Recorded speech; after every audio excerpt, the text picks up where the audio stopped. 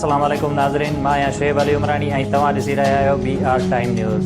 सभ खां पहिरियां शामिल कंदासीं हीअ रिपोर्ट। वज़ीर आज़म इमरान ख़ान चयो आहे त इंतकामी कार्रवाइयुनि जो घोड़ कंदड़ अदालत छो नथा वञनि। जेकॾहिं नवाज़ शरीफ़ चोरी नाहे कई त अदालत खे मुंहुं छो नथो ॾिए। जेसीं ताईं जीअरो आहियां शरीफ़ ख़ानदान खे न छॾींदुसि। अपोज़िशन लीडर शहबाज शरीफ़ जो अॻूणे वज़ीर आज़म नवाज़ शरीफ़ ऐं PDM सरबराह मौलाना फज़लुर रहमान सां टेलीफोनिक राब्तो। टिनी अॻवाननि जी हुकूमत खे घर भेड़ो करण लाइ अहम नुक़्तनि ते मुशावरत। ईद खां पोइ हुकूमत मुख़ालिफ़ तहरीक शुरू करण जो फ़ैसिलो। सिंध काबीना सूबे जे मुलाज़िमनि तोड़े ऑफिसर्स जे तफ़सील बाबति नेब जे ख़त खे चिड़ ॾियारींदड़ करार ॾेई छॾियो। नेब चेयरमैन खां जांच जो मुतालबो। बूट पॉलिश कंदड़ डहर की वासी पोरियत मोहनलाल धाड़ेलनि जे चंबे मां बाज़ियाब थी न सघियो। तशद्दुद वारी वीडियो वायरल थियण खां पोइ संदसि घर भातियुनि में रोजराड़ो मतल।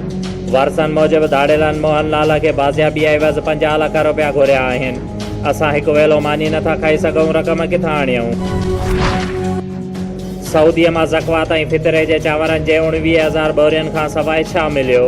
छा इमरान ख़ान 22 साल जदोजहद एटमी मुल्क के सऊदी बादशाह खां ज़क़वात थियल चांवरनि वठण लाइ कई? PP चेयरमैन बिलावल भुट्टो जो वज़ीर आज़म मथां तनक़ीद। बैरिया टाउन इंतिज़ामिया पारां सिंधी वसंदियुनि खे ड्राइण ऐं सिंध जे ज़मीन ते गैरकानूनी वालार ख़िलाफ़ कम्युनिस्ट पार्टी ऑफ पाकिस्तान पारां कामरेड जान मोहम्मद रुस्तमानी, अब्बास अली, इम्तियाज़ अली ऐं ॿियनि जी अॻवानीअ में प्रेस क्लब ॿाहिरां एहतिजाजी मुज़ाहिरो कयो वियो। ताल के सकरंड जे ॻोठ उडियो ख़ान ज़रदारी जे रहवासी रिटायर्ड पुलिस एहलकार ॻाढ़ो ख़ान ज़रदारी नवाबशाह प्रेस क्लब ॿाहिरां एहतिजाजी मुज़ाहिरो कंदे दाहींदे चयो त मूंखे 2 साल थिया आहिनि, मां रिटायर्ड थियो आहियां, जंहिंजा मूंखे 20 लख रुपया मिलिया आहिनि। जॾहिं त हिन वक़्तु हिम्मत ज़रदारी, महबूब अली, माशूक अली मूंखां बिला जवाज़ 10 लख रुपया घुरी रहिया आहिनि।